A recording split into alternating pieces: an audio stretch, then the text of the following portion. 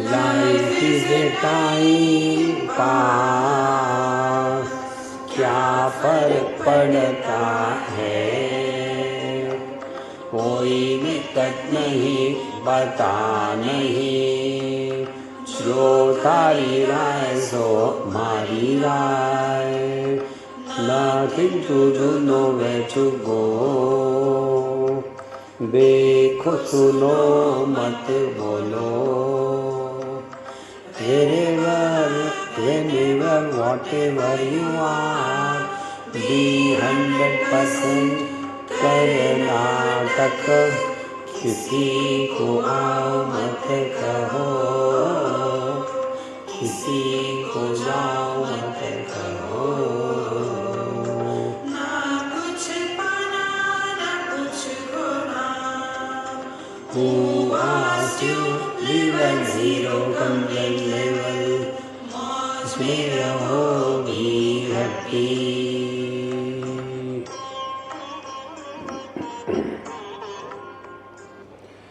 श्री कृष्णा श्री कृष्णा श्री कृष्णा श्री कृष्णा। गुरुर्ब्रह्मा गुरुर्विष्णु गुरुर्देवो महेश्वरः, गुरु साक्षात् परं ब्रह्म, तस्मै श्री गुरवे नमः, तस्मै श्री गुरवे नमः। मैं हर एक व्यक्ति कहते रहता है, लेकिन ये मैं है कौन?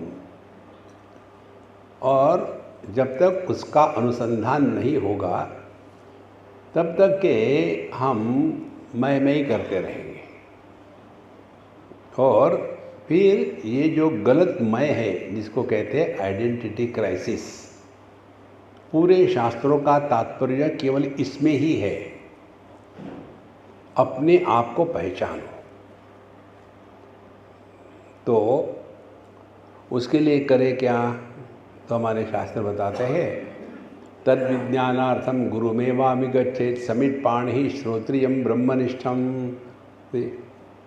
उसको तद विज्ञानार्थ, उस तत्व को जानने के लिए गुरु महाराज के पास पहुंच जाए। कौन से गुरु महाराज? लंबी दाढ़ी हो, लाल पीले कपड़े पहन रहे हो, आम लोग जूते पहनते, ये खड़ाव पहनते हैं, देखो ऐसे गुरु महाराज। हाँ, श्रोत्रिय ब्रह्मनिष्ठ। श्रोत्रिय माने जिन्होंने परंपरा से शास्त्रों का अध्ययन किया है। केवल अंग्रेजी ट्रांसलेशन पढ़ करके और टांगे टेबल पर रख करके दाहिने हाथ में कॉफ़ी और बाएं हाथ में पुस्तक, ऐसे है, उनसे नहीं आपको कुछ मिल सकता। तो श्रोत्रिय, और केवल गाल ही नहीं बजाते, फिर ब्रह्मनिष्ठ, उस ज्ञान में उनकी निष्ठा है। देखो, एक होते कर्मनिष्ठ। कर्मनिष्ठ आदमी कभी भी काम से पीछे नहीं दौड़ेगा, मेहनत करेगा। दूसरा होता है जपनिष्ठ, तो वो अपना जप कभी छोड़ेगा नहीं। तीसरा होता है भक्तिनिष्ठ, जिसके हृदय में भगवान के प्रति भक्ति निरंतर बनी रहती है। इसी प्रकार से जो ब्रह्मनिष्ठ है, जिसके निष्ठा परमात्मा में, ब्रह्म में है, भगवान में है, ऐसे जो गुरु महाराज है वो कौन हो गए? जिन्होंने जो सुना है, सीखा है, उसको अपने जीवन में अनुभव किया है। देखो, ऐसे गुरु महाराज के पास जाओ और फिर उनसे क्या करो? प्रश्न मत पूछो, उनका सत्संग सुनो। एक बार हम मायामी में थे, फ्लोरिडा में। वहाँ एक स्वामी पुरुषोत्तमानंद कोई है। हमारे मित्र ने कहा कि स्वामी जी आप अरे स्वामी उनके यहाँ जाएंगे क्या? अरे चलो, हम तो कहीं भी जाने को तैयार है। हम गए वहाँ, तो बहुत बड़ा विस्तार से उनका सब है, इधर से मत जाओ, उधर से मत जाओ, यहाँ बैठो, वहाँ बैठो, यहाँ खड़े रहो, वहाँ मत खड़े रहो, दुनिया भर के नियम। हम उसके अनुसार गए। फिर हमको अलग से बैठाया, हमारे फ्रेंड पति पत्नी को अलग से बैठाया, और बाद में वो जैसे एंट्री होती थी, राजाधिराज महाराज पधार रहे हैं, ठन ठन ठन ठन ठन लाइक दैट, उनकी एंट्री हो गई और हम बैठे थे। फिर आकर के उन्होंने कहा क्या प्रश्न है, उनको पूछा, हमारे साथ जो आए थे। तो उन्होंने हमारे तरफ देखा, फिर उन्होंने कहा हमारे स्वामी जी कहते प्रश्न मत पूछो, और आप पूछ रहे प्रश्न पूछो, तो हम क्या करें। तो फिर उन्होंने शुरू किया, बिना प्रश्न पूछे कैसे ज्ञान हो सकता है, प्रश्न तो पूछना ही चाहिए ना। देखो आध्यात्मिक साधना हम आपको सिंपल वर्ड्स में बताते हैं, अपना स्टैंड पॉइंट बदलो। देखो स्टैंड पॉइंट माने अपना दृष्टिकोण बदलो, बाकी कुछ नहीं। कैमरा यदि ऊपर होगा तो हम वहाँ से छोटे से दिखेंगे, यदि कैमरा नीचे होगा हम एकदम बाम्बू की तरह लंबे दिखेंगे। हमारा यदि योग्य दर्शन हो तो कैमरा हमारे आई लेवल पर चाहिए ना। इसी प्रकार से यदि हम देह के अंदर बैठ करके विचार करेंगे तो हमारा अनुभव भिन्न होगा। इसको बदलने के लिए सत्संग की आवश्यकता है, करना कुछ नहीं है। We have to change our standpoint. अब जैसे अभी हम लोग कहाँ हैं, हॉल के अंदर है, हमारी चप्पल हॉल के बाहर है, चप्पल कंपाउंड के अंदर है, कार कंपाउंड के बाहर है, कार भोपाल में है, देखो इंदौर भोपाल के बाहर है। माने जब तक के ये अंदर बाहर को हम सत्य मानेंगे तब तक के संसार बना है। अब हमारी बात मत मानो, अपने अनुभव का विश्लेषण करके स्वीकृत हो तो आपकी मर्जी, नहीं स्वीकृत हो तो आपकी मर्जी, कोई जबरदस्ती नहीं है। देखो अब ये जो हमारा सिद्धांत है, जिस ज्ञान में अंदर और बाहर इसको सत्य माना जाता है, उसी अनुभव को संसार कहते हैं। हर जगह आपको ये समझ में आएगा। देखो मेरे कमरे में मत आना, ये पाश्चात्य देश में अपने एनआरआई के बच्चे होते हैं ना, जो वहाँ के अंग्रेज के बच्चे वो वैसे नहीं होते। ये एनआरआई के बच्चे ज़रा ज़्यादा ही शहाने होते हैं। तो वो बच्चे के दरवाजे पर लिखी हुई थी स्टिक, एक लिखा हुआ था, elders are allowed if accompanied by children. मेरे कमरे में कोई नहीं आया, बाहर सब रहे। देखो अब अपना अनुभव क्या है, हम जब खर्राटे मारते हैं, सोते हैं, उस समय हम देह के अंदर होते हैं कि बाहर होते हैं? उस समय हम घर के अंदर होते हैं कि घर के बाहर होते हैं? देखो ये अंदर बाहर का सिद्धांत तभी लागू होगा कि जब हमने अपने आप को देह के अंदर में समझ लिया। और इसका कोई तात्पर्य नहीं, इसका कोई सिद्धांत नहीं, इसका कोई प्रूव नहीं कर सकता। देखो अभी हमारी स्थिति क्या है, देह के कारण हम है, वास्तविक क्या है, हमारे कारण देह है। कैसे? हमको लगता है ये दीवालों के कारण हॉल में स्पेस है, ये वास्तविकता क्या है, स्पेस के कारण हॉल है। देखो एकदम फर्क पड़ेगा विचार करने में। तो जब हमारा देह के साथ तादात्म्य नहीं होता तब भी हम होते हैं ना। जैसे स्वप्न में तो इस देह के साथ तादात्म्य नहीं, फिर भी हम होते हैं। सुषुप्ति में दोनों स्थूल और सूक्ष्म दोनों देह के साथ तादात्म्य नहीं, फिर भी हम होते हैं।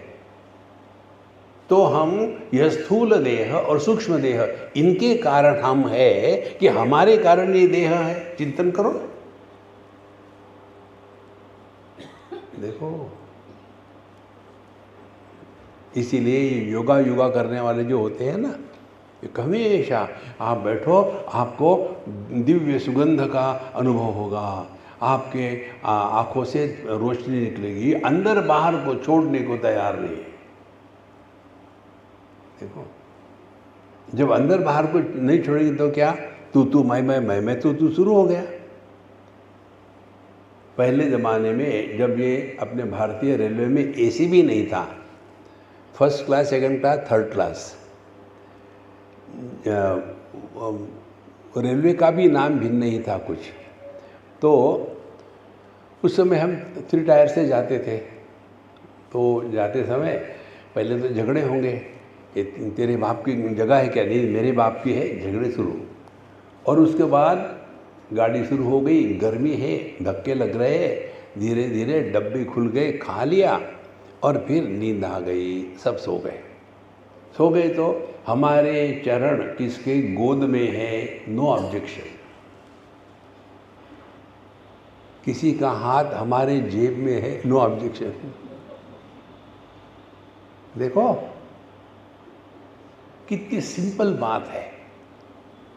करना कुछ नहीं, अपनी अनुभूतियों से सीखो। जब हमारे ही दांत हमारी जीवा को काटते हैं तो क्या हम दांतों को उखाड़ के फेंकते हैं? या यदि हमारी जीवा दांतों के बीच में फंसे हुए अन्न के कण को खरोच के निकालती है तो दांत क्या कहेंगे, थैंक यू डार्लिंग? नहीं। तात्पर्य क्या हो गया?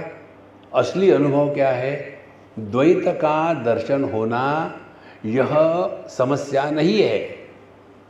समस्या है द्वैत को दर्शन करके उसको सत्य मानना और उसके कारण भेद का समर्थन करना, उसको कहते हैं संसार। देखो, और इसके लिए, इस ज्ञान को प्राप्त करने के लिए हमारे शास्त्र बताते हैं कि हमको उपनिषदों का अध्ययन करना है। और उपनिषदों में क्या बताया है? उपनिषदों में हमको ब्रह्मात्मैक्य बोध का उपदेश किया है। आत्मा और ब्रह्म, आत्मा देह के संदर्भ से, ब्रह्म सब के संदर्भ से। तो यह जो उसको आपके सिंपल उदाहरण में, आत्मा माने पति, ब्रह्म माने आदमी। अब इससे और सिंपल क्या हो सकता है? तो दुखी कौन होता है? आत्मा। ब्रह्म दुखी नहीं होता। तो यदि ये आत्मा को दुखी होने से बचना है तो क्या करें? जो तारी राय सो मारी राय। पत्नी ने कुछ कहने के पहले ही हाँ कह दो, ठीक है, झंझट ही खत्म। लेकिन हर छोटी मोटी चीज पर तू मैं तू चलता रहता है और संसार बना रहता है। इसीलिए संतो, अपने इस परिपूर्ण स्वरूप को पहचानना, इसके लिए हमको महावाक्य के उपदेश सुनने के लिए हमारे बॉस ने हमको कहा, पंचदशी के 5वें अध्याय में महावाक्य का विवेक है, वो हमको बताओ। उस संदर्भ में हम आपको बता रहे हैं। देखो, सबसे बड़ी साधना हम क्या करते हैं? हम निर्णय नहीं लेते, हम निर्णयों का पालन करते हैं। इसका कारण हमारे आदर्श मालूम है कौन है? कोई कहेगा महाभारत में भगवान कृष्ण है, कोई कहेगा अर्जुन है। हमारे आदर्श है नकुल सहदेव।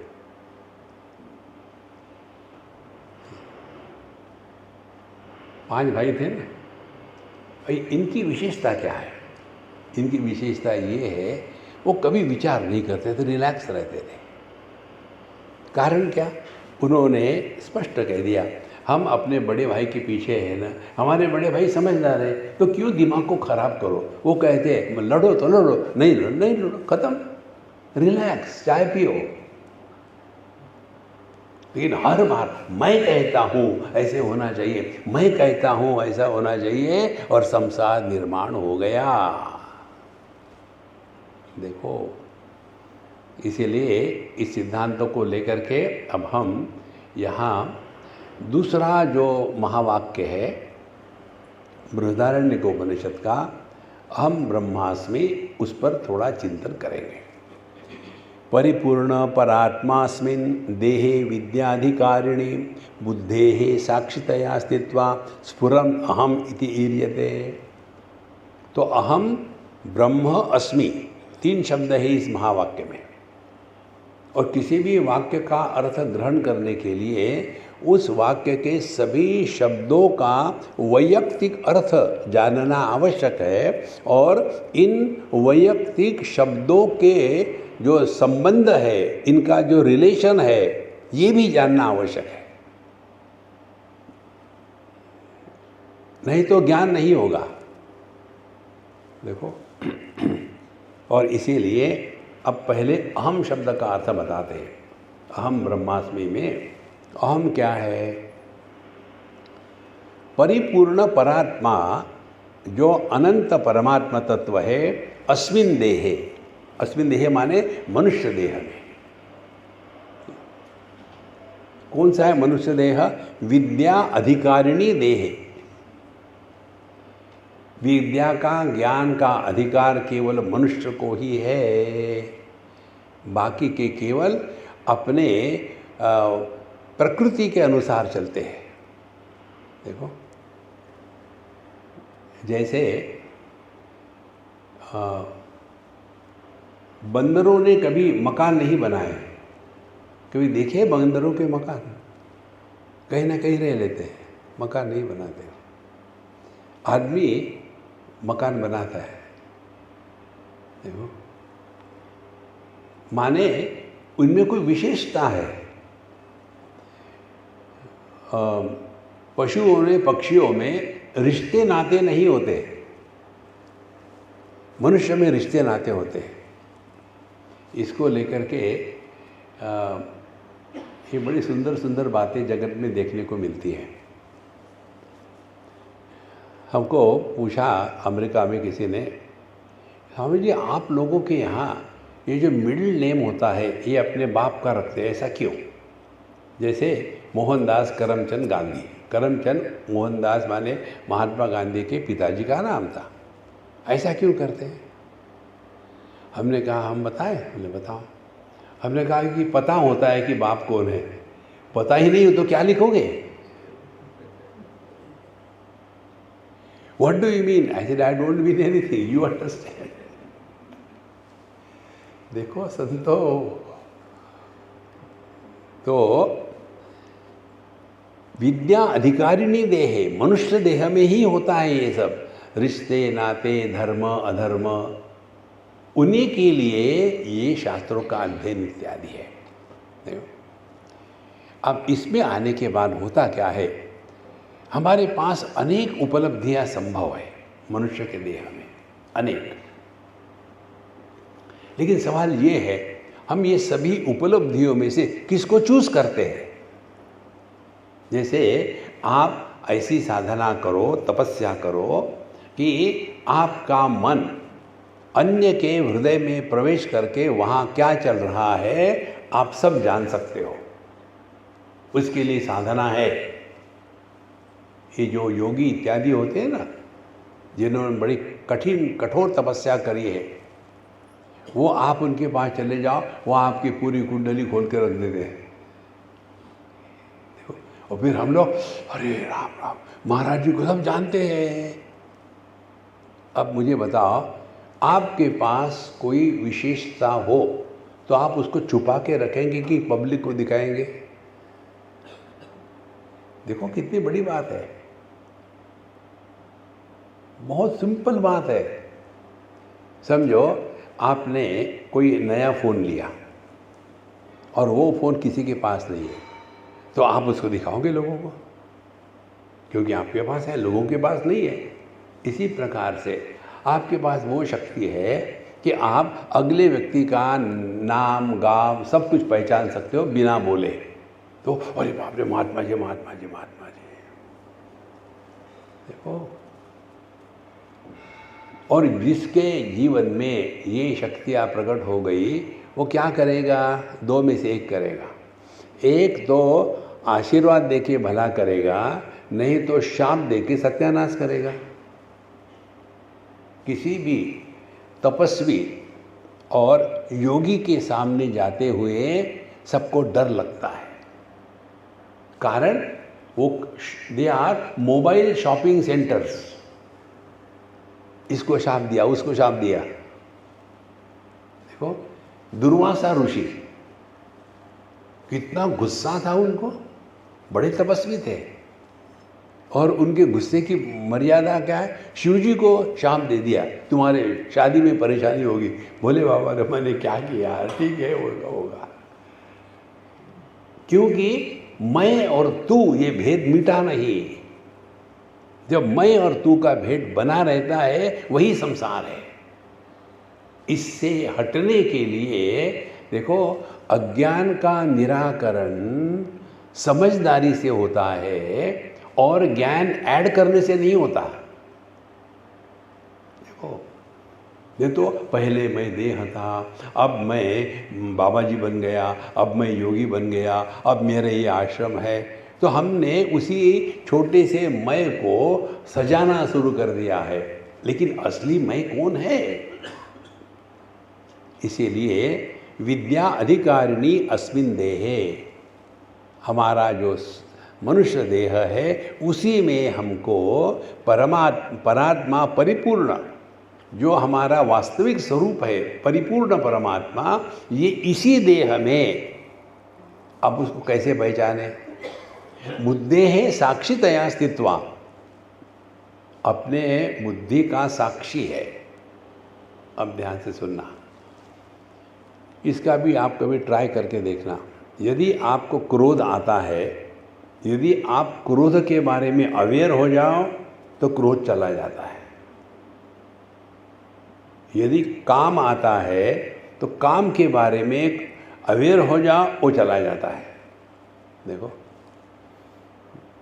तो बुद्धेः साक्षितया, अब बुद्धि का साक्षी होकर के जीना माने क्या?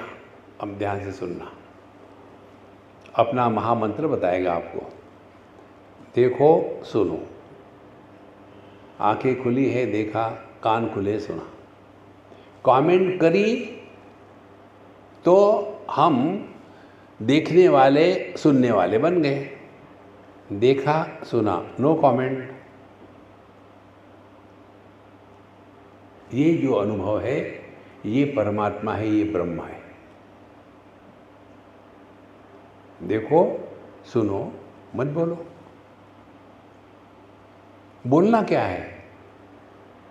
मन का स्थूलीकरण शब्द है।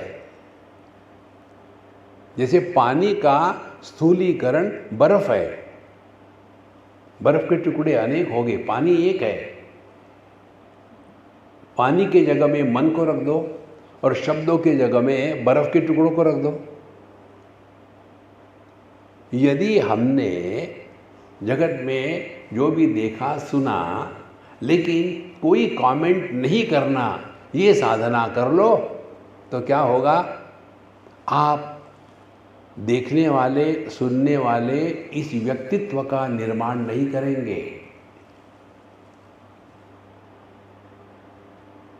देखो, ये हमारा सिद्धांत बहुत सिंपल है Maharaj. Experience without experiencer, knowledge without knower, action without doer, joy without enjoyer. कारण क्या है? हमने रिएक्शन नहीं करी। जहां हमने रिएक्शन करी, वहां समबड़ी का जन्म हो गया। रिएक्शन को नहीं करना है। और ये हम ऐसे रिएक्शन क्यों करते हैं? अभ्यास। आप देखेंगे कई जगह में बस बोलना ही बोलना है, नॉन स्टॉप को को को को को को को को को को। अरे यार शांत रहो ना, जब आवश्यकता है तब बोलो। अब इसके लिए हम 2 टेक्निक आपको बताते हैं। पहला टेक्निक, देखो सुनो मत बोलो, माने देखो लेकिन देखने वाले पैदा मत हो, तो वो है ब्रह्म, वो है परमात्मा। अब कैसे पकड़े इसको? अपने कमरे में बैठो, रात के समय घोर अंधकार, इतना अंधकार कि आपको आपका हाथ भी ना दिखे। फिर बैठ लिया आराम से, फिर आंखें खुली रखो। आंखें खुली रखने के बाद क्या हो रहा है? आंखें देख रही है, लेकिन आंखें अंधकार को तो नहीं देख सकती, और इसीलिए देखना हो रहा है लेकिन देखने का विषय नहीं है, और इसीलिए देखने वाला पैदा नहीं हुआ। देखो, देखना हो रहा है, आंखें खुली है, ये कुछ है ही नहीं देखने के लिए, तो देखने वाला कैसे पैदा होगा?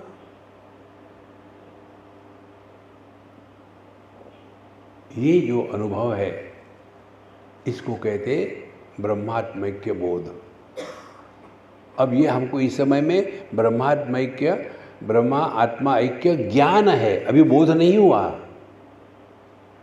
ज्ञान हमेशा परोक्ष होता है, बोध हमेशा अपरोक्ष होता है। देखो, और यदि दूसरा शब्द को लेकर के वही सिद्धांत, देखो सुनो मत बोलो। कितने बार हम अनावश्यक बोलते रहते, अगले को कहना पड़ता है, चुप रहने के कितने पैसे लेते हैं आप? चुप रहो ना, नॉन स्टॉप को पोल्ट्री फार्म। जो व्यक्ति अपने आप से बोलना बंद करना, ये आध्यात्मिक साधना स्वीकार करेगा। अपने आप से बोलना बंद करो, तो हमारे मन का जो एक स्वभाव बन गया है, हर चीज़ को लेकर के कमेंट करना, वो कमेंट करने का स्वभाव बंद हो जाएगा। देखो, तो यह जो अनुभव होगा वो है इसी देह में परमात्मा का होना। सो परिपूर्ण परात्मास्मिन् देहे विद्याधिकारिणे बुद्धेः साक्षितया स्थित्वा स्फुरन् अहम इति अर्यते। अब एक और महत्व का विषय देखो, बिजली और बल्ब ये दोनों अलग अलग हो तो उसमें से प्रकाश निकलेगा क्या? नहीं निकलेगा। अच्छा, बिजली बल्ब में से गई, प्रकाश आया, फिर आपने स्विच ऑफ कर दिया स्विच, तो क्या होगा? प्रकाश चला गया। दूसरी बार आपने ऑन किया, फिर प्रकाश आया। ये एक्सपेरिमेंट आपने 3-4 बार किया। अब प्रश्न ये है, पहला प्रकाश, दूसरा प्रकाश, तीसरा प्रकाश एक ही है कि भिन्न है? या है भी? देखो, बिना लाइट के कोई दिखता है क्या? नहीं दिखेगा। इसी प्रकार से बिना मन के ज्ञान नहीं हो सकता। कई बार हम सुनते हैं, माने सुनना हो रहा है, लेकिन हमारा मन कहीं भटक गया, होता है ना। हमने ये कैसे जाना, कहीं हमारे सत्संग चल रहे थे और सत्संग में सभी सुनने के लिए नहीं आते, कहीं सोने के लिए भी आते हैं। तो वो सज्जन सो रहे थे और कुछ तो भी जोक हो गया होगा, कुछ हा हा हू हो गया होगा, तो बड़ा ज़ोर से ठाठा हो गया, तो बेचारे की नींद खुल गई और सब लोग हंस रहे थे। अब ये समझ नहीं आ रहा क्या हुआ है, क्या हो गया, क्या हो गया। दूसरे को पूछा, फिर उसने बताया। वो बताने के बाद सब शांत हो गए, या अकेला ही है कर रहा। अब देखो, तब मुझे ये समझ में आया कि जब तक के मन नहीं होता आप सुनते नहीं। जो ज्ञान होता है वो कानों को नहीं होता, ज्ञान होता है मन को। देखो, अब जैसे जैसे ये बात समझ में आएगी ना, तो ये मन की अभिव्यक्ति क्या है? ज्ञानेंद्रिय, कर्मेंद्रिय। तो यदि हम जगत में रहते समय ज्ञानेंद्रियों से ज्ञान इकट्ठा करो, कर्मेंद्रिय से कर्म करो, इसका प्रभाव यदि हमारे मन पर होगा तो हम रिएक्शन करते रहेंगे पूरे जीवन में। यदि हमने अपने ज्ञानेंद्रिय कर्मेंद्रियों को नियंत्रण में रखा है तो हमने अपने मन को शुद्ध करने का एक प्रकल्प शुरू कर दिया है। और इसीलिए देखो, सुनो मत बोलो।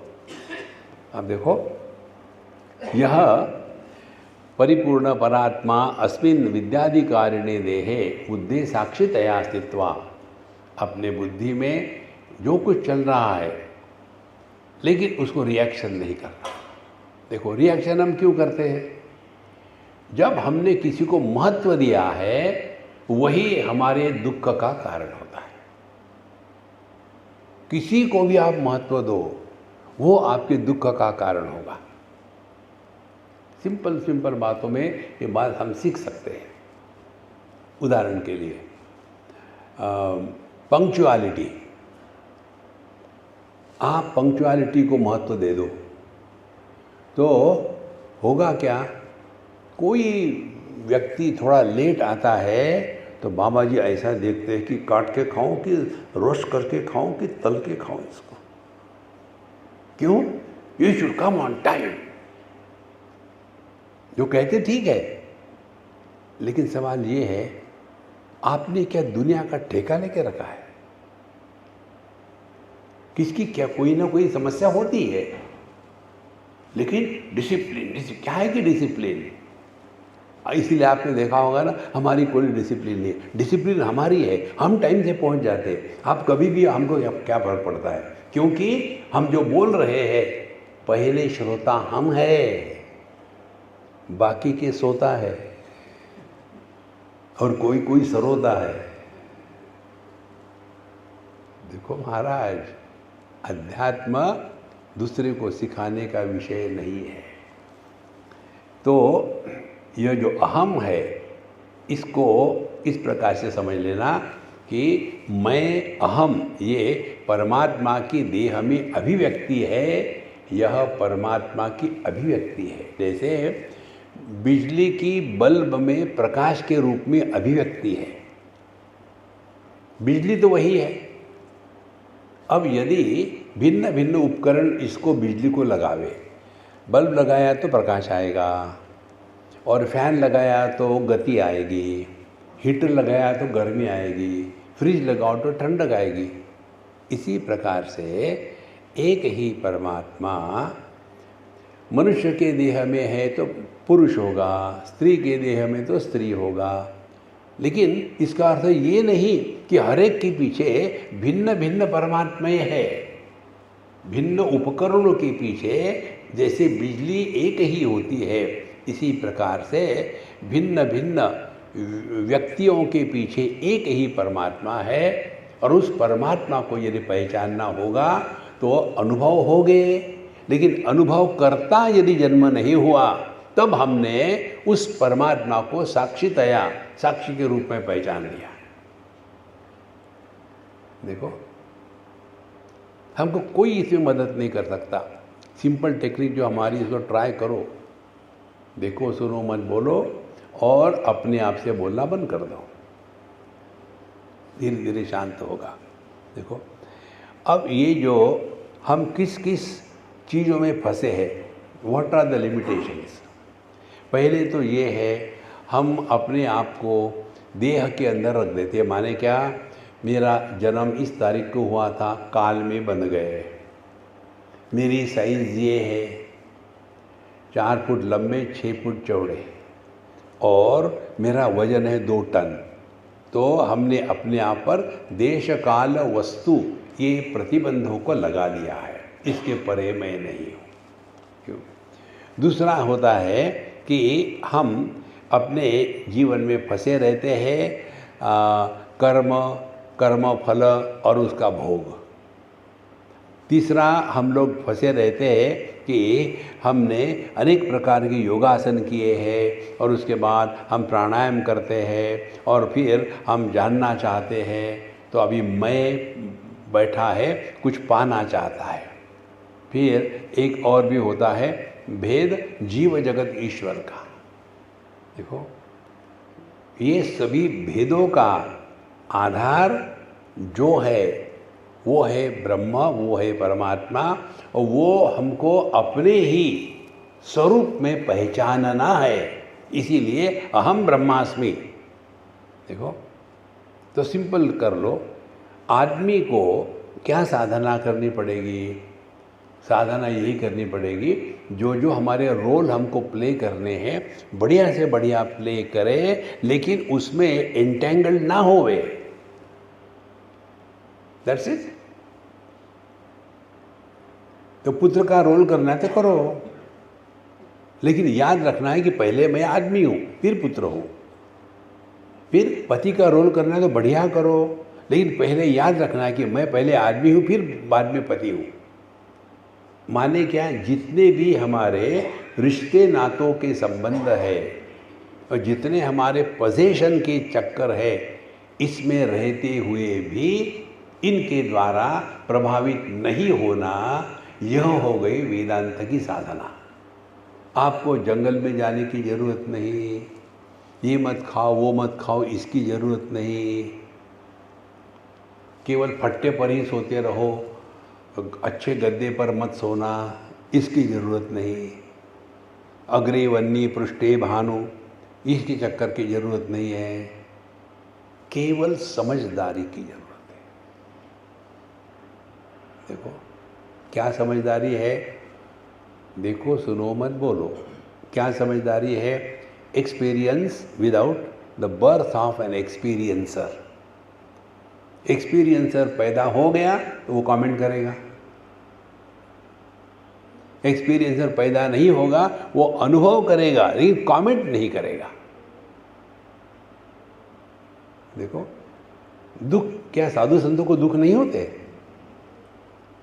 लेकिन वो दुखी नहीं होते, ये फर्क है। हम लोगों को भी दुख होता है, लेकिन हम इतने दुखी होते हैं कि पूछो मत उसका कुछ। इसीलिए यह जो जीव जगत ईश्वर का भेद है, इसको हम सत्य मानेंगे तो यही कहेंगे, पता नहीं ये दुनिया के कारण मैं दुखी हूँ और भगवान मेरे पर कृपा ही नहीं कर रहे हैं, अब मैं जीव हूँ, दुखी हूँ।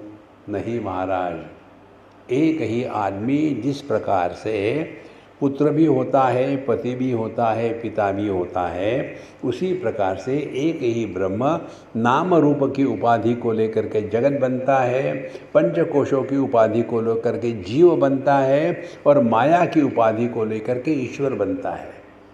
लेकिन उसका सबका आधार जो एक तत्व है वो हमारा स्वरूप है।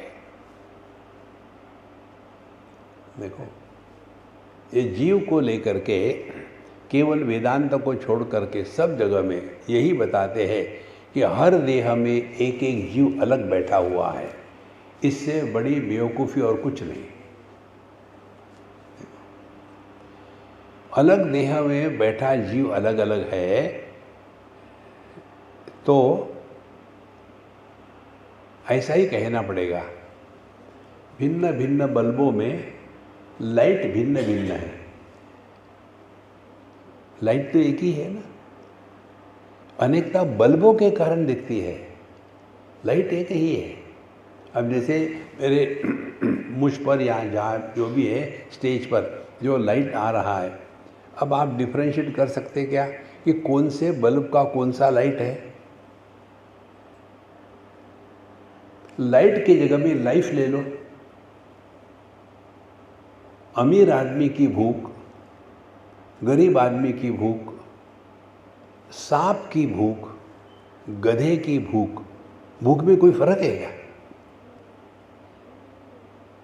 देखो, life wise we are all one, light wise all bulbs are one. ये अनेकता दिखती है क्योंकि हमारा ध्यान बल्बों की तरफ है, उसमें जो प्रकाश है उस तरफ नहीं है। और एक स्टेप आगे करो, ये लाइट क्या सत्य है? जब एक बल्ब फ्यूज हो जाता है तो उसमें से लाइट निकला और दूसरे बल्ब के लिए ढूंढ रहा है, जाऊं तो जाऊं कहाँ। इसी प्रकार से एक देह नष्ट होता है तो उसमें का जो लाइफ है, जो जीव है, वो निकल करके यहाँ से दूसरे देह में गया है। देखो संतो, ये दिमाग से हटा देना है कि पर head there is the soul. इससे बड़ी ब्लफ और कुछ नहीं है दुनिया में।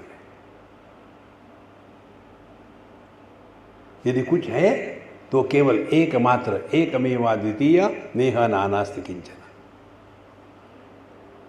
देखो संतो, तो ये जो जीव जगत ईश्वर जो है, ये तीनों एक ही तत्व की अनेकता की प्रतीति उपाधि के कारण है। देखो, आकाश एक है, आकाश को हमने कितना बांटा है, पूर्व पश्चिम उत्तर दक्षिण और 4 कोने ऊपर नीचे, एक आकाश में 10 दिशाएं बनाई है। ऐसा है क्या कि पूर्व दिशा में सूरज अलग होता है और पश्चिम दिशा में अलग होता है? नहीं। तो ये एक जो अखंड एकमात्र आकाश है, उस पर ये नाम थोप दिए हैं उपाधि, सूर्योदय की उपाधि। अब सवाल ये है, सूर्योदय के उपाधि के कारण आकाश को पूर्व कहते हैं, क्योंकि ये पूर्व है इसीलिए सूर्य वहाँ से उगता है। कौन किसके लिए कारण है? देखो, इस एक का चिंतन करना है। पृथ्वी एक, पानी एक, अग्नि एक, वायु एक, आकाश एक, लाइफ एक, मन एक, परमात्मा एक।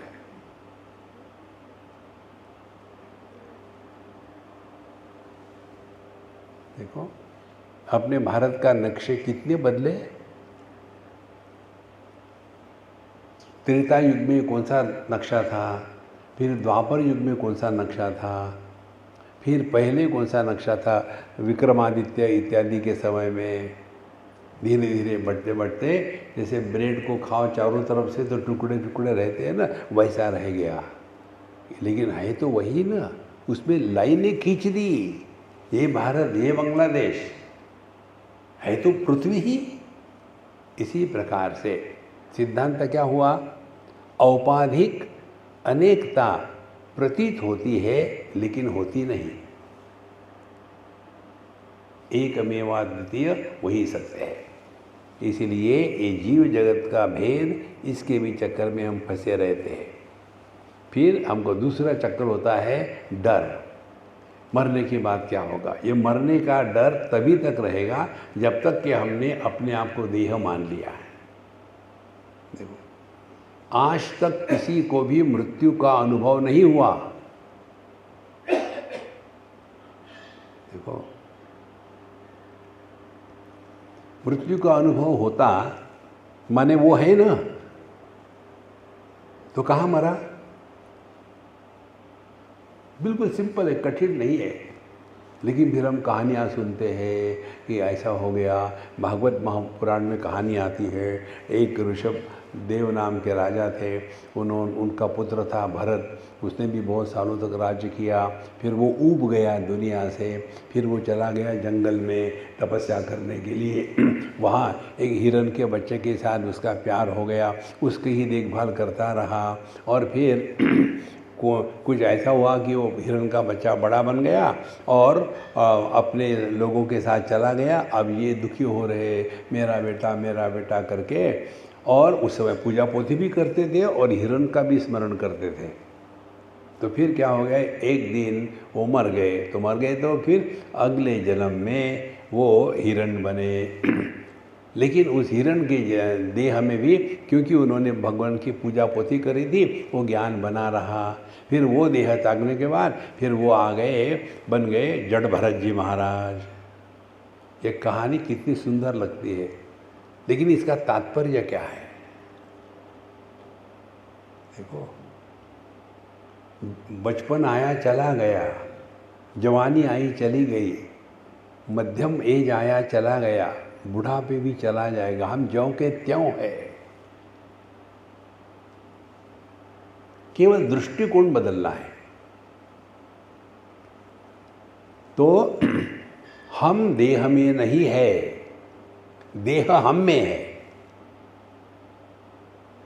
एक मटके को, एक बर्तन को यदि पानी में डालो तो पानी के, वो मटके के अंदर बाहर दोनों तरफ पानी होगा।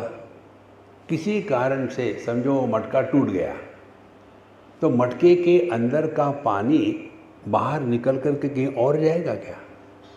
जब वो मटके का पानी, जब मटके पानी के अंदर है, तो अंदर बाहर का भेद, इसका कोई मतलब नहीं। लेकिन मटके को ही पकड़ के रखेंगे तो अंदर बाहर। और सुनना, आप भले मटके को पकड़ के रखो, उस समय भी मटके के अंदर का और बाहर का पानी अलग नहीं था। इसी प्रकार से आकाश ले लो। ये देखो, ये इतनी सिंपल बातें हैं। ये आप देख रहे पानी की बोतल, जब मैं हिलाता हूँ तो इसके साथ इसके अंदर का पानी भी हिलता है ना, यहाँ से वहाँ तक। समझने में कोई कठिनाई नहीं। अब दूसरी कल्पना करो, इसमें से हमने सब पानी निकाल दिया, एक भी बूंद नहीं। फिर इसके अंदर क्या बचा है? आकाश, स्पेस बची है ना। फिर हम यदि इस बोतल को हिलावे तो इसके अंदर की स्पेस हिलती है क्या?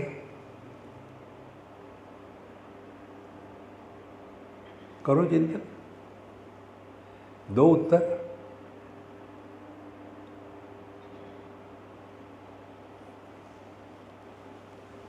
हो गई बुद्धि फेल।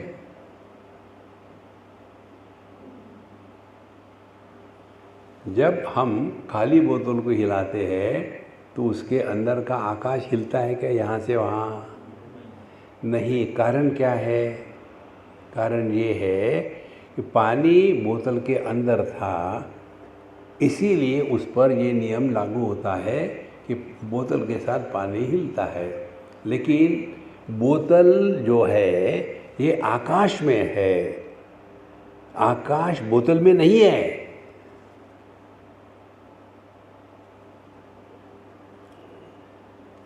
हम परमात्मा में है और ये परमात्मा हमारा स्वरूप है। बिना आकाश के बोतल की सत्ता नहीं है। बिना परमात्मा के हम जो अपने को सुखी दुखी, ब्राह्मण क्षत्रिय वैश्य शूद्र समझते हैं, इनकी कोई सत्ता नहीं है। इस तत्व को पहचानना, तब जाकर के हम अपने जीवात्म भाव का त्याग करेंगे। देखो, तो ये जो परमात्मा है सभी में एक ही तत्व है। अनेकता का दर्शन यही संसार है। अब अगले श्लोक में कहते हैं, अभी तो हमने अहम का अर्थ समझ लिया। अब ये अहम क्या है? अहम ब्रह्म अस्मि, दो शब्द बचे हैं। तो स्वतः पूर्ण परात्मा अत्र ब्रह्म शब्देन वर्णितः। तो जिसको पहले हमने आत्मा कहा था, अब ये निर्णय लेने के बाद क्या समझ में आया? हम जिसको आत्मा कह रहे थे वो ब्रह्म है, वो अनेक नहीं है। बोतलें अनेक है तो बोतलों में भिन्न प्रकार का पानी होगा, लाल पीला हरा, लेकिन स्पेस तो एक ही है ना। और बिना स्पेस के उस बोतल में कुछ रख भी नहीं सकते। इसी प्रकार से एक ही परमात्मा अपने आप में परिपूर्ण है, चाहे उसमें कुछ रखो या ना रखो। आकाश में कुछ ऐड करो तो आकाश को भारी होती है क्या? द्वितीय अध्याय में भगवान कहते हैं, देखो बिल्कुल सिंपल बात है। आकाश को नैनम छिंदन्ति शस्त्राणि नैनम दहति पावकः न चैनम क्लेदयन्त्यापः न शोषयति मारुतः। किसको? आकाश को। ना तो पृथ्वी का बोझा है, ना तो पानी गिला करता है, ना तो अग्नि जलाती है, ना तो हवा सुखाती है। यही बात अपने बारे में है। नैनम छिंदन्ति शस्त्राणि नैनम दहति पावकः न चैनम क्लेदयन्त्यापः न शोषयति मारुतः। देखो ये कब होगा? जब हम इन सब के आधार है। तो आज तक के कितने परिवर्तन आके चले गए, हम ज्यों के त्यों है। इसीलिए बुढ़ाऊ लोगों का एक पैथेटिक जोक होता है, मुझे नहीं लगता कि मैं बूढ़ा हूँ। बुढ़ापे में बूढ़ा लगना अच्छी बात है। बुढ़ापे में जब जवानी आती है तो समाज को समस्या निर्माण हो जाती है। अब ये ऐसा क्यों होता है कि मुझे नहीं लगता मैं बूढ़ा हूँ? क्योंकि आप बूढ़े हो ही नहीं, आप तो साक्षात ब्रह्म हो। लेकिन फिर हम खिचड़ी करते हैं। देह को मैं कह करके कहते हैं, लोग भले कहे कि मैं बूढ़ा हूँ लेकिन मुझे नहीं लगता मैं बूढ़ा हूँ। आपको लग ही नहीं सकता क्योंकि आप देह हो नहीं। अब हम करते क्या है? देह और हमारा स्वरूप ब्रह्म, साबूदाने की खिचड़ी बना दी। देखो संतो, तो स्वतः पूर्ण परात्मा अत्र ब्रह्म शब्देन वर्णितः। तो समझना क्या है, ध्यान से सुनना। परमात्मा की अभिव्यक्ति सभी देह में जीवन के लाइफ के रूप में होती है। इसीलिए भिन्न भिन्न देह है, इसीलिए भिन्न भिन्न परमात्मा नहीं है। एक ही परमात्मा सब में व्यक्त हो रहा है। जैसे एक ही बिजली सब में व्यक्त हो रही है। चाहे बल्ब मंदिर में हो या टॉयलेट में हो। ऐसा होता है क्या कि मंदिर का बल्ब बड़ा भाग्यवान पुण्यवान है और टॉयलेट का बल्ब गंदा है? देखो महाराज, ये सिंपल सिद्धांत है। कल बताया था आपको एक सिद्धांत, illuminator is not influenced by what is illumined. प्रकाशक जिसको प्रकाशित करता है उसके द्वारा प्रभावित नहीं होता। देखो, आंखें नीला रंग देखती है तो नीली नहीं होती, पीला देखती है तो पीली नहीं होती, सफ़ेद देखता है तो सफ़ेद नहीं होती। माने हमको करना कुछ नहीं है। असल में आध्यात्मिक साधना करते नहीं, केवल अपने अनुभव में देखो, करना कुछ नहीं है। न कर्मणा न प्रजया धनेन त्यागे नहीं कि अमृतत्व मानसो। हमने जो कर करके दुनिया इकट्ठी कर ली है ना, उसके प्रति उदासीन रहना शुरू करें। उदासीन रहना माने फ्रस्ट्रेशन नहीं, खूब धूम धड़ाके से जीवन जियो, लेकिन कहीं फंसो मत। देखो, स्वतः पूर्ण परात्मा अत्र ब्रह्म शब्देन वर्णितः। इसीलिए परमात्मा स्वतः पूर्ण, उसमें किसी चीज़ की कमी नहीं है। देखो, ये बहुत बड़ी साधना है कि आप अभाव को विषय बनाओ। अब अभाव नाम की तो कोई वस्तु है नहीं। हम कह सकते हैं क्या, भाई एक गिलास अभाव देना। अभाव इज नॉट एन ऑब्जेक्ट। लेकिन आप तो कह रहे हैं कि अभाव को विषय बनाओ, उसका चिंतन करो। तो क्या है? शब्द है। हाँ जी, शब्द का अभाव क्या है? शांति।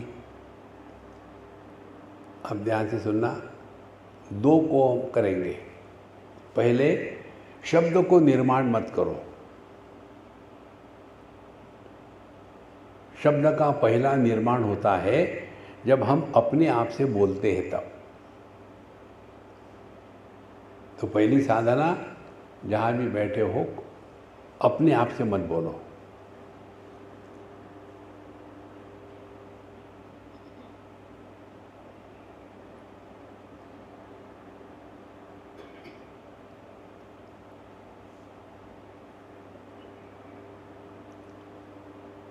जब आप अपने आप से नहीं बोल रहे तभी भी हमको अपने होने का भान है ना।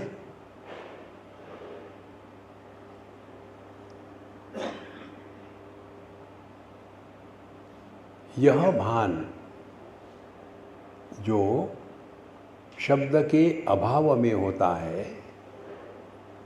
वो शब्दों के द्वारा प्रभावित नहीं होता। माने शब्द रहे या न रहे, हम पर उसका कोई प्रभाव नहीं।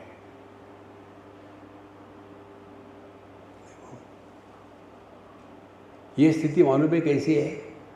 ये वैसी ही है जैसे दर्पण हो।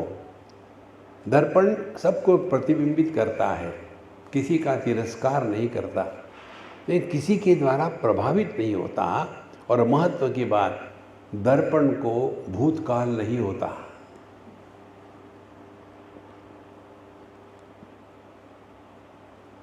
देखो, तो इसका थोड़ा अभ्यास करें बैठे बैठे, अपने आप से मत बोलो। तो आप शब्द के अभाव की साधना कर रहे हैं। इसके लिए किसी की जरूरत नहीं। जहाँ बैठे जैसे बैठे, और एक ऐड कर लो, और अपने आप से ना बोले और शांति का श्रवण करें। Listen to silence.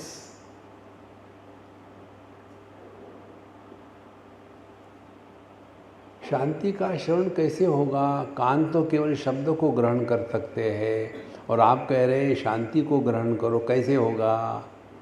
थोड़ा चिंतन करो, क्या करें?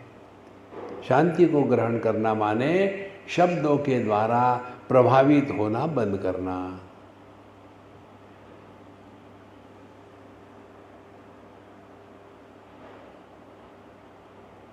ये दोनों को इकट्ठा करो। अपने आप से ना बोले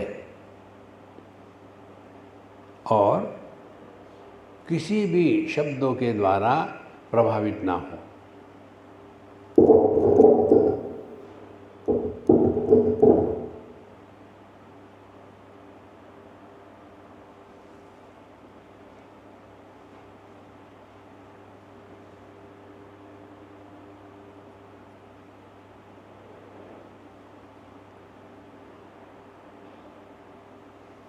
जब शब्द सुनते हैं तो कुछ प्राप्त होता है क्या? जब शब्द का अभाव है तो कुछ खोया क्या हमने? हम तो ज्यों के त्यों हैं। जिस पर प्रभाव पड़ता है वो मैं तू वाला धंधा है। जिस पर प्रभाव पड़ता नहीं वो परमात्मा है।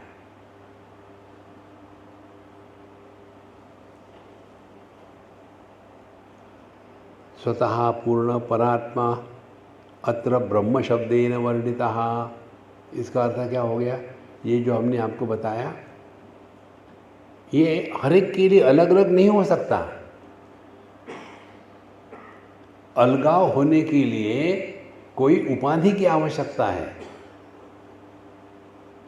यदि आपने शब्द की उपाधि को निर्माण नहीं किया, अपने आप से नहीं बोले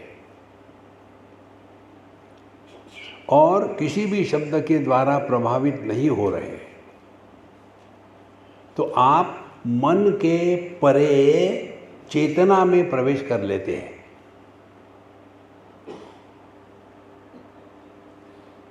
ये सब बातें स्पष्ट होनी चाहिए। परमात्मा की पहली अभिव्यक्ति एक उपाधि में केवल सत्ता के रूप में, दूसरे उपाधि में चेतन सत्ता के रूप में। चेतन सत्ता के रूप में जहाँ अभिव्यक्ति होती है उसको प्राणी मात्र कहते हैं, और जहाँ केवल सत्तात्मक है उसको जड़ जगत कहते हैं। ठीक? इसलिए दुनिया क्या है? जड़ चेतन। इन जड़ चेतन का आधार एक ही तत्व है, अलग अलग नहीं है। देखो ये कैसे संभव, हमको समझ में नहीं आता। एक्सपेरिमेंट करो, अग्नि पर पानी को गर्म करो तो क्या होगा? अग्नि की एक ही बात केवल गर्मी पानी में प्रकट होगी। अग्नि में प्रकाश भी तो है ना, वो प्रकट नहीं होगा। तो ये दोष अग्नि का है कि उपाधि का है? उपाधि का। फिर उसी अग्नि में लकड़ी डालो, उसमें दोनों प्रकट होगा, प्रकाश भी होगा, गर्मी भी होगी। इस प्रकार से दो उपाधियों में परमात्मा की अभिव्यक्ति, एक उपाधि में केवल सत्ता मात्र, तो वो जड़ जगत है, और उसी परमात्मा की उपाधि जो सचेत सत्ता, वो है ये चेतन जगत। तो दोनों का आधार एक ही है। भेद जो है उपाधि का है, परमात्मा का नहीं है। देखो, जिस सिद्धांत के कारण जीरो पावर बल्ब में बिजली प्रकाश के रूप में प्रकट होती है, उसी सिद्धांत के कारण 100 पावर के बल्ब में भी बिजली उसी सिद्धांत से प्रकट होती है। सिद्धांत अलग नहीं होते हैं। जिस सिद्धांत से एक चींटी में जीव है, जीवन है, उसी सिद्धांत से एक हाथी में जीवन है। देखो संतो, इसको पक्का पकड़ लो। और इसीलिए जब हमारा ध्यान उपाधियों के परे जाएगा और जिस पर उपाधि लादी गई है वो एक है, इसीलिए स्वतः पूर्ण परात्मा अत्र ब्रह्म शब्देन वर्णिता। इसलिए हर एक देह में जीव अलग नहीं होता, क्योंकि जीव नाम की चिड़िया है ही नहीं। कुछ है तो केवल परमात्मा है। लेकिन हम ही अपने को कहते हैं पापो हम पाप कर्माम, Swami ji I am very miserable, what should I do, what should I do, what should I do. जब सोते हो तो कहाँ जाते हो? देखो, इसीलिए सिंपल बिल्कुल गणित ये ऐसा है कि कोई बच्चा यदि जिद करे कि मुझे पानी में पड़ा हुआ चंद्रमा का प्रतिबिंब निकाल के दे दो, तो उसको क्या करोगे आप? तो पानी में चंद्रमा का प्रतिबिंब दिखेगा एकदम वैसा ही जैसे चंद्रमा है, लेकिन वो है क्या? जब वो नहीं है तो आप कैसे दोगे किसी को?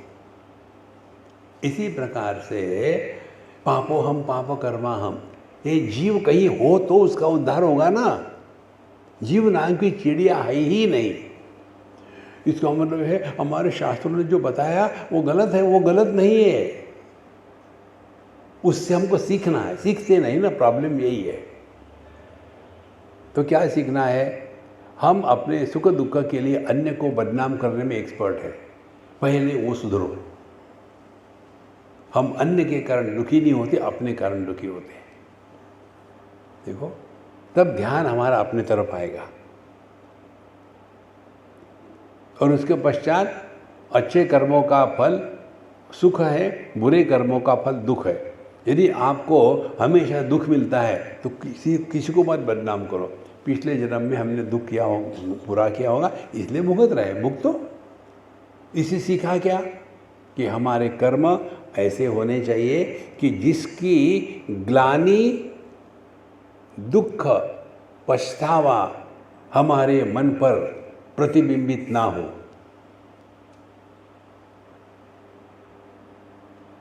देखो, हम जो भी करते हैं उसका कोई ना कोई एक संस्कार मन पर बन जाता है। जगत में ऐसे रहे कि मन पर कोई भी संस्कार ना बने। और ये संस्कार ही तो हमको अच्छा बुरा करने में लगाते हैं। कोई भी व्यक्ति बचपन से या जन्म से मुख में सिगरेट और हाथ में लाइटर लेके तो पैदा नहीं होता, और फिर यहाँ आने के बाद फिर शुरू हो जाता है धूम्रपानम शतगोदानम। किसी को सिगरेट ऑफर करो तो 100 गायों का दान करने का पुण्य मिलता है। धूम्रपानम शतगोदानम, एक एक कश गंगा स्नानम। और एक बार वो शुरू हो गया उसका सिगरेट का अखंड अग्निहोत्र, फिर वो बंद नहीं होता। इसके लिए कौन जिम्मेदार है? सिगरेट नहीं, हम। देखो महाराज, यदि हमारे विचार करने की प्रक्रिया ठीक हो ना, तो आप देखेंगे समस्या को हल नहीं किया जा सकता, समस्या को गलाना पड़ता है। द्वैत के जगत में एक भी ऐसी समस्या नहीं जिसका हल संभव है,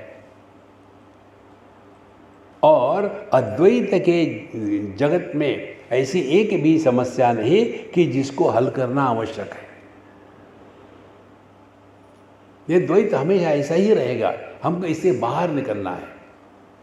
देखो, इसीलिए स्वतः पूर्ण परात्मा अत्र ब्रह्म शब्देन वर्णिता। ओके, तो इसका मतलब ये हो गया कि देह में दो है, एक तो जीव है सुखी दुखी होने वाला, और दूसरा ब्रह्म है। अरे बेवकूफ, ये इसका अर्थ नहीं है। जो अपने को जीव मानता है वही ब्रह्म है। कितनी सिंपल बात है। आदर्श कौन होना चाहिए? स्टेज का एक्टर। एक बार हम स्टेज पर एक्टिंग कर रहे थे और ऐसा माहौल बना दिया उस कहानी ने, सब प्रसंगों ने, कि हमारे प्रति लोगों की बड़ी संवेदना जागृत हो गई और हमको बड़ा कष्ट दे रहे थे, मार रहे थे, पीट रहे थे, दुख हो रहा था, केवल आवाज़ ही आवाज़, लग कुछ नहीं रहा था। और उस समय मैं एज ए एक्टर बहुत रो रहा था, दुखी हो रहा था। ये सब देख करके जितने ऑडियंस था वो भी अपना फुस फुस फुस फुस फुस फुस फुस चल रहा है। फिर अपने पर्स में से वो टिश्यू पेपर निकालते हैं और फिर नाक साफ करते हैं। अब आंखें, आंसू तो आंखों में आती है ना, ये लोग की नाक क्यों साफ करते हैं? ये प्रश्न मुझे पूछा गया था, इसलिए मैं आपको बता रहा हूँ। कुछ भी प्रश्न पूछते, स्वामी जी मालूम है आपको, आजकल के लड़कियां जब रोना धोना होती है ना तो टिश्यू पेपर करते ऐसा ऐसा करती है, ऐसा क्यों करती है? उनको पूछो, नहीं आपको सब मालूम है। अरे सुनो भी, क्या आंखें पूछेंगे तो 5,000 रुपये की जो आई लैशेस लगाए हैं वो निकल जाएगी, नुकसान है उसमें। देखो, ये रोना धोना ऐसे लगता है कि असल में सब कुछ हो रहा स्टेज पर, तो वो तो रो रही थी और एक्टर को क्या लगता है, अरे बेवकूफ़ हो, मैं पैसा ले करके झूठ मूठ का रो रहा हूँ, तुम पैसा दे करके असल में रो रहे हो। ये भगवान की लीला है। इसीलिए सभी का समाधान एक ही शब्द से होता है, और वो शब्द है दुनिया राम लीला है या कृष्ण लीला है। लीला में सबकी आवश्यकता होती है। देखो, ऐसी पिक्चर या ऐसा ड्रामा आपको अच्छा लगेगा क्या? एक लड़का आया एक गार्डन में, दूसरी लड़की आई गार्डन में, दोनों ने एक दूसरे को देखा और चलो शादी कर दे, करो कर दे, शादी कर दे। फिर दोनों जाते हैं लड़की के बाप के पास कि हम शादी करने में, कर लो। फिर दोनों जाते हैं लड़के के बाप के पास, हम शादी कर लो। Drama over. मज़ा आया? मज़ा कब आता है? जब ये लड़का जाता है अपने बाप के पास कि मैं इससे शादी करना चाहता हूँ, तू यदि इससे शादी करेगा तो मेरे मुर्दे के ऊपर चढ़ के जाना पड़ेगा। फिर music done done done done done done done done done done. फिर आपका हाँ, कितना अच्छा ड्रामा था। अरे यार, भगवान ने इसीलिए दुनिया बनाई, टाइम पास करने के लिए, कुछ पाना नहीं, कुछ खोना नहीं। देखो भागवत में स्पष्ट आता है, अंतिम में जा कर के भगवान ने सोचा कि देखो ये पृथ्वी पर बहुत भार हो गया था, इसीलिए मैंने अवतार लिया। तो अनेक राक्षस जो थे, कंस, चाणूर इत्यादि, इन सब का मैंने खात्मा कर दिया। अब उसके बाद ये जो अनेक राजा जी रहे थे, एक दूसरे झगड़ते थे, तो मैंने पांडव और कौरव इनके बीच में उनको दोनों को भिड़ा दिया था। युद्ध का मूल सूत्रधार भगवान कृष्ण है, और दोनों को भिड़ा दिया।